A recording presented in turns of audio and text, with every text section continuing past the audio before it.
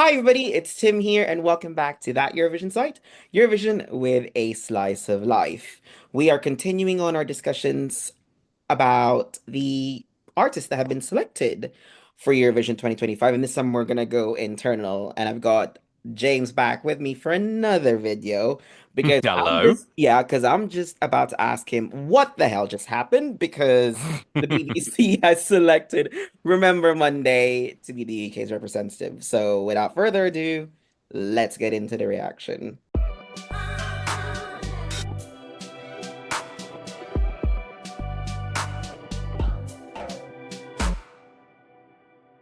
Right. So, as I've already mentioned, the BBC have gone internal once again this year, and we have a lovely trio, Remember Monday, representing us with, I don't know what I can say. It's a mixture of five songs in one, but mostly country, with What the Hell Just Happened.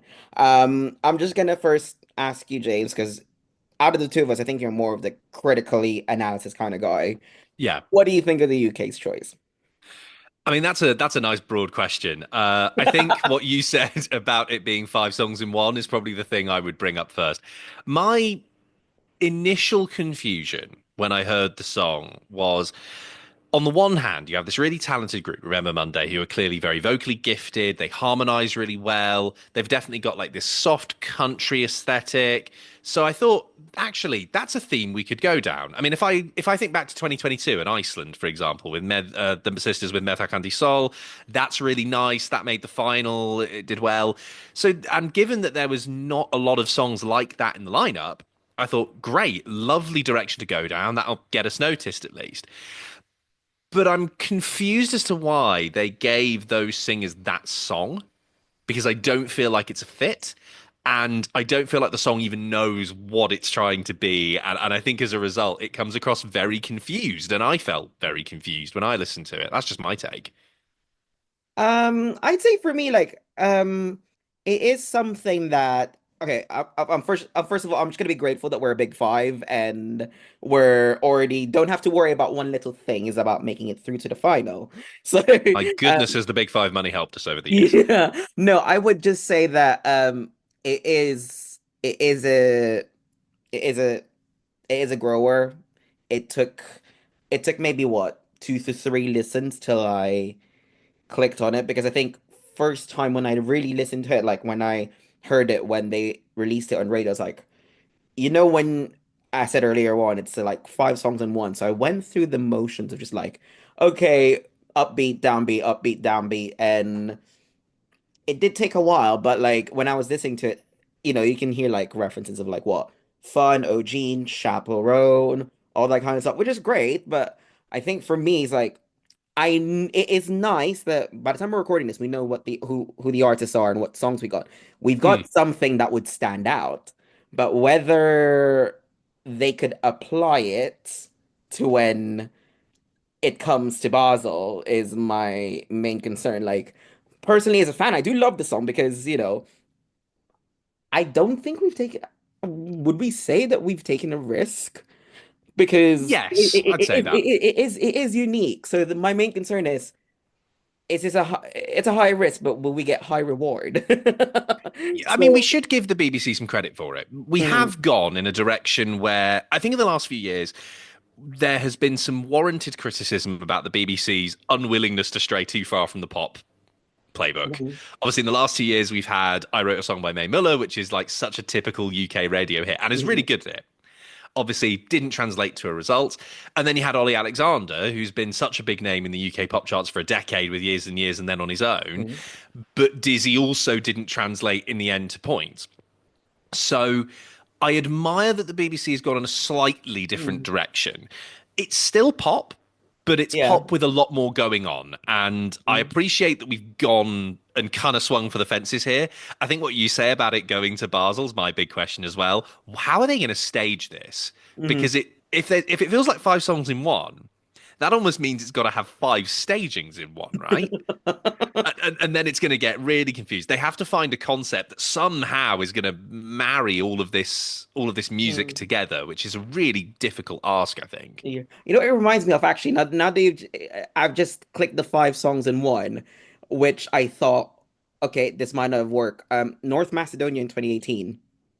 Yes, we IQ, brought that up on our show actually. IQ, and I was just like, okay, we've done this before. They didn't even make it past the semi-final because the staging didn't translate very well to what the song had. So I'm just like, okay, could it work for the BBC? Like, am I putting?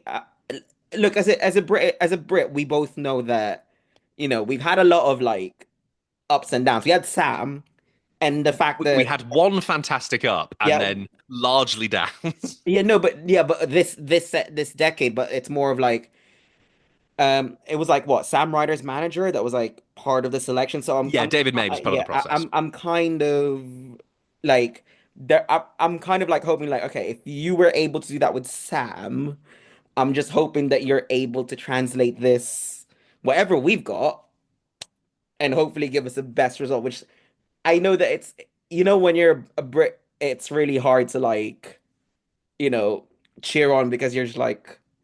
You're always expecting the worst, aren't you? Yeah. We've been sort of conditioned to expect 0 points and last places over the years. I mean, well, Um, I mean, we had the dreaded double, so I'm like, and not even that long ago, so I was like, okay, let's see how this goes. But moving on to the Remember Monday selection. I mean, we've already touched upon this. How do you think this will do? Because obviously we've mentioned the fact that when we're recording this, we know the songs, we know the yep. lineup, and it stands out, but. Looking at the whole lineup, how do you think there's a niche to this? Do you think we can do well? I think there is a route to some success if they can get the staging right and if they can bring out the personalities of the group and the vocals. The strength of Remember Monday is clearly the vocals and the way they vibe together. There's a good chemistry between the three of them. So, if they can capture that in Basel in a staging, I think there is maybe something there. There are people who like this song. There's quite a few people who like this song. My mum really loves this song, actually, and she does not listen to Eurovision stuff. So that's a good sign, Hmm. actually.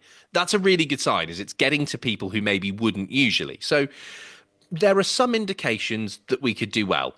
But I am a British Euro fan, which is code word for I am a realist and I'm a pessimist, and I cannot see this being anything more than bottom five in the final. Yeah. I just I struggle to see how for people who are going to watch this on the Saturday grand final night, who have never heard of these girls, never heard this song, how they are going to connect with it emotionally in 3 minutes because we are asking them to connect five songs at once. Mhm.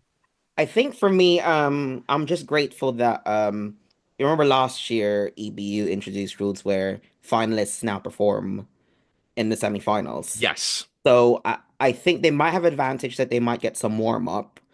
So there will be some hype, but obviously my main concern is like we said, five songs in one, whether or not this will be accessible for a local.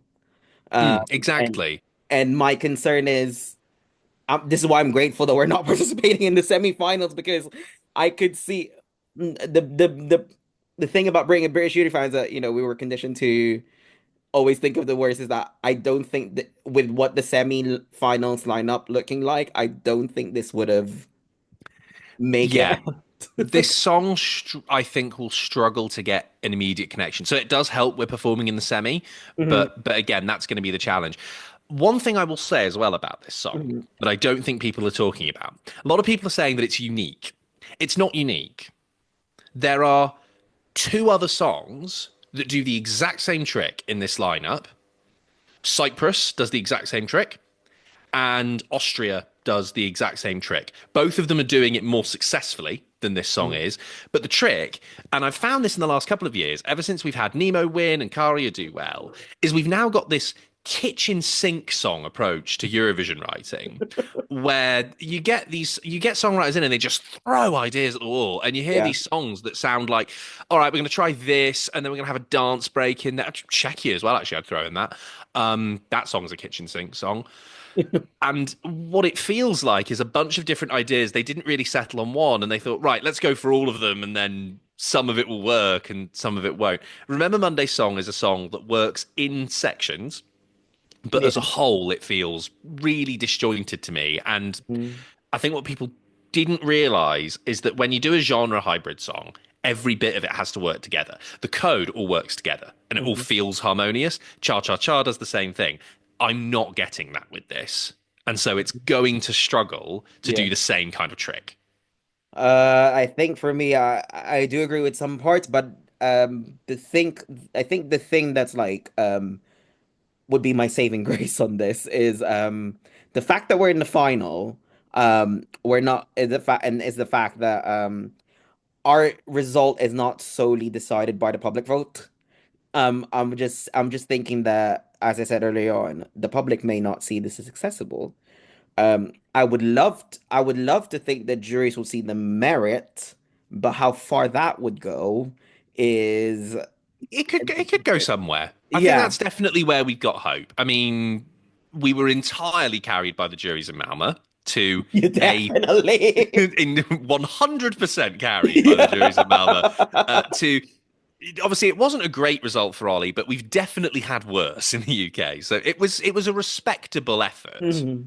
where I think actually Dizzy got quite unlucky in a lot of ways. I think it was better than the result it got. With this, again, I think you're going to be relying on the juries, but these girls are really, really strong vocalists. I Mhm. don't have a problem going into it live like I did 2 years ago. Yeah. With this, I think the vocal's going to be there. Hmm. So if the juries can appreciate that, there's a Yeah. handful of points we can get. And if we can get a handful of points, we're not going to be right at the bottom. Yeah.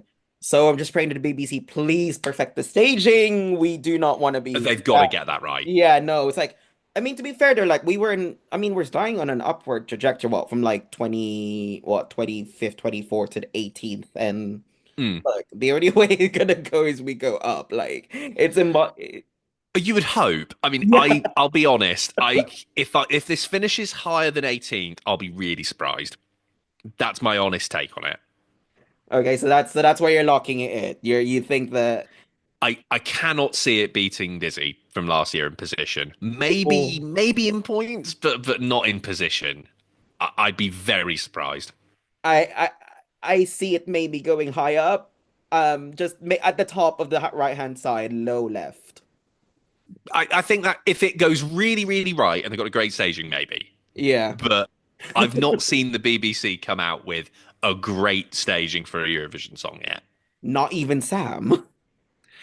Sam, besides. And even then, that prop was massive. Yeah. Uh, it was Uh, mostly, that was 90% Sam had a guitar, let's be yeah. honest. That just Yeah. worked. Okay, but on the final thoughts of this, do you think that obviously UK has been what? Internal since 2020? Do you think that, they're still on the right track with the way they're selecting the represent? 'Cause obviously we've had like what? We've had the help of Tap, we've had BMG, we've had now Sam Ryder's manager, like, Yeah, it's hard to gauge because we've had yeah. so many different versions of it. Yeah, so it's like, do you still think that okay, maybe internal is still a good idea, or do you think that or would that make it much worse if they go back to you decide or something like that? See, I think, to be honest, Eurovision is still in a position in the UK Hmm. where you are not going to get enough high quality artists for an NF. Hmm. That I think is just the reality. So what we should focus on for the time being is getting internal selections right that do well, and then over time, if we can improve the performance, then that's what's going to get enough artists interested, and then you can start talking about doing a national final of maybe 8 songs, 10 songs of good quality Yeah. with proper production values. I don't want us to do a national final that feels like an afterthought. If we're going to do it, Yeah. throw the weight of the biggest broadcaster in Europe behind it, the most respected broadcaster in Europe for production, a broadcaster that 2 years ago pulled off one of the great Eurovisions ever, and that's not me Yeah. being biased.